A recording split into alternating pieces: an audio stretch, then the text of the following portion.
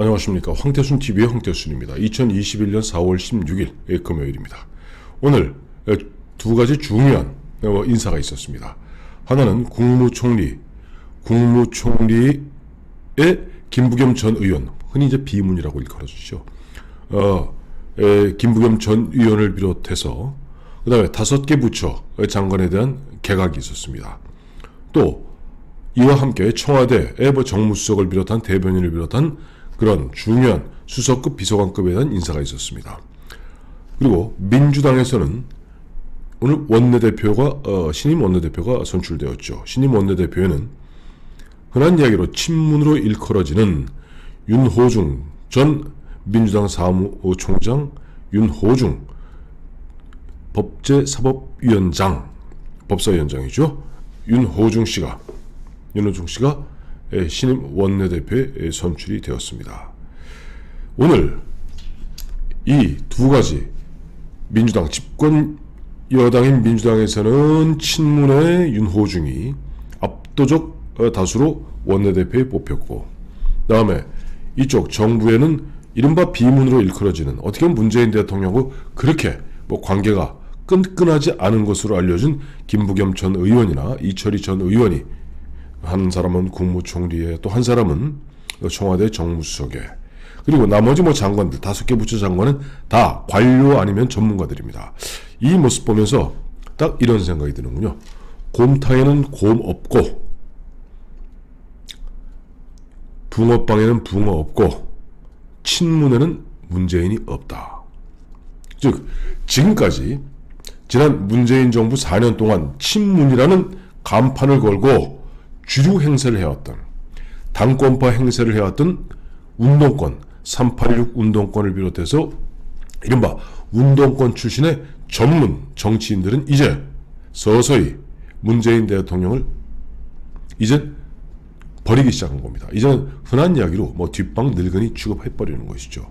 그러다 보니까 지금 대통령과 마지막 남은 1년 동안 함께 뭘 해보겠다는 사람이 친문 중에는 없는 겁니다. 이미 친문으로 포장되어 있던 이들에게 이미 문재인은 없습니다. 앞으로 그들에게 필요한 것은 내년에 어떻게든지 대선에서 승리해서 권력을 계속 유지하고 기득권으로 유지하는 가운데 또 2024년 총선에서 자기가 빠지 한 번 더 다는, 그것이 오로지 목표일 뿐이지 이제 문재인 정부의 성공 이런 것은 그들에게 관심사항이 아닌 겁니다.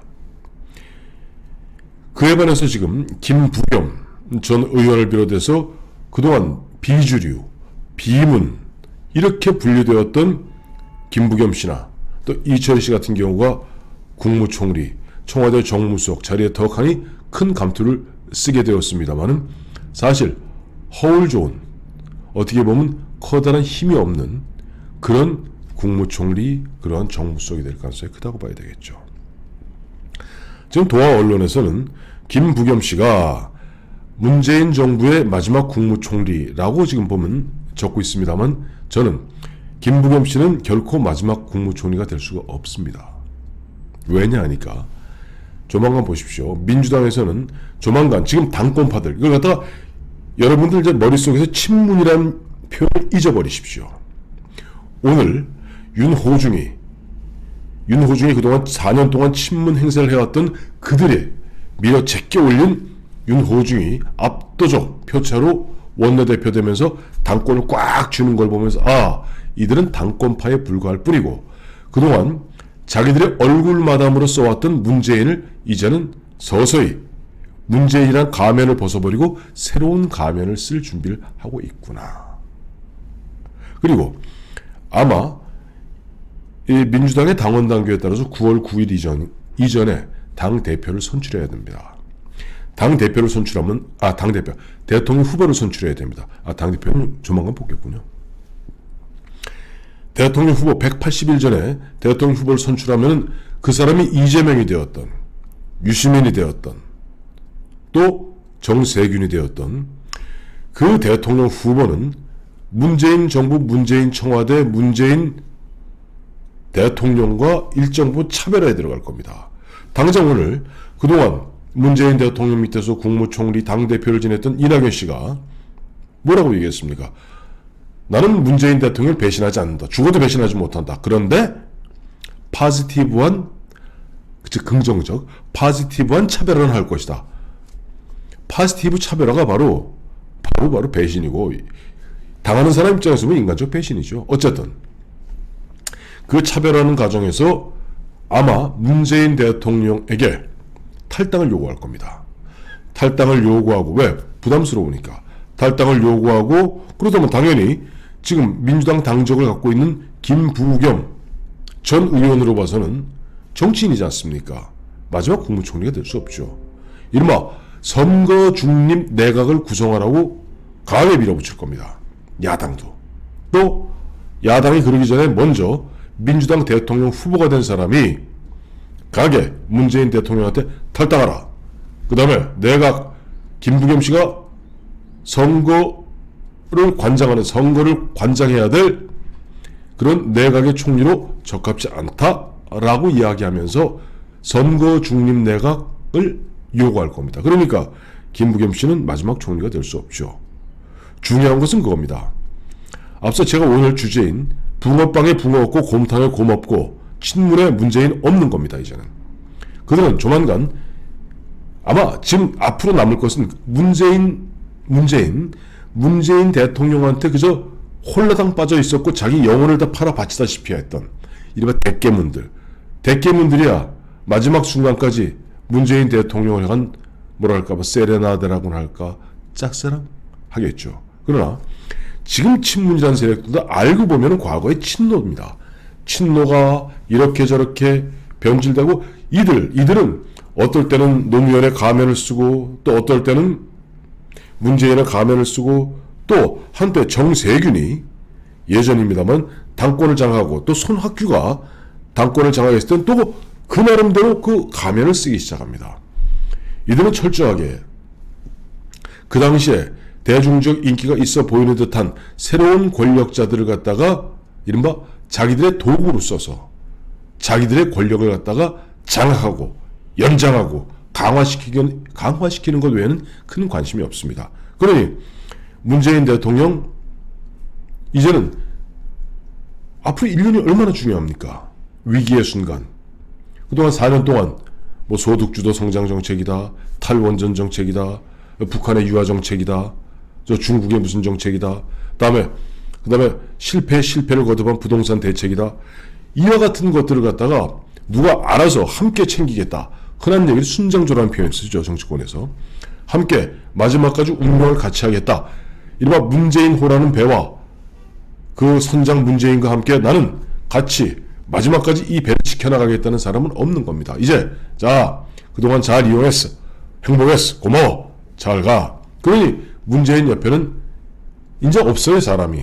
그러니 얼마나 사람이 없었으면은 그 비문이라는 어떻게 보면 좀 그러니까 김부겸 씨 천안 매부지간에 있는 천암이죠. 큰 천암이 누굽니까? 이용훈 교수 아니에요? 이용훈 교수. 이 좌파들이 가장 싫어하는 이른바 종족 무슨 뭐 친일주의라고 그렇게 매도든 이용훈 씨가 바로 김부겸과 천안 매부지간입니다. 물론 뭐 천안 매부지간이라 그래서 김부겸과 이용훈 교수가 살아온 궤적이 같다는 건 아닙니다. 하지만은 그들의 평균적 시각으로 봤을 때 김부겸은 아니죠. 그러나 하겠다는 사람이 없으니까 김부겸밖에 없었던 겁니다. 2002 신임 정무수석 비서관. 저도 2012년 종편하면서 저와 참 많은 그 보면 프로그램에서 출연해서 참 여러분께 많은 또 서로 상반되는 의견을 보내도 참 보면 평론가로서 똑똑한 친구예요. 그러나 마지막 순간에 정무수석이라는 그 대임을 맡기에는 글쎄요. 과연 정무수석이라는 것이 청와대와 집권 여당 사이를 연결하는 가교 역할을 하는 것이고 특임장관 정무장관이 없는 대한민국 현실화에서는 정무수석이 때로는 야당과도 서로 밀고 당기고 서로 흥정하고 밑거래해야 되는 그런 자리입니다.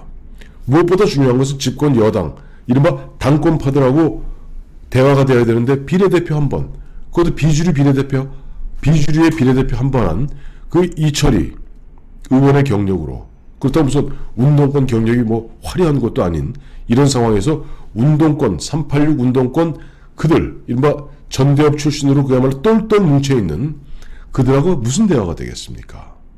어떻게 보면 그냥 죄송한 표현입니다만 이철희 수석한테 꾸어다 놓은 보리자루 될 가능성이 크다고 봐야죠. 그만큼 문재인 대통령의 위치, 위상이 곤궁해진 겁니다. 예전 같으면 장관들 서로 맡으려고 그랬죠.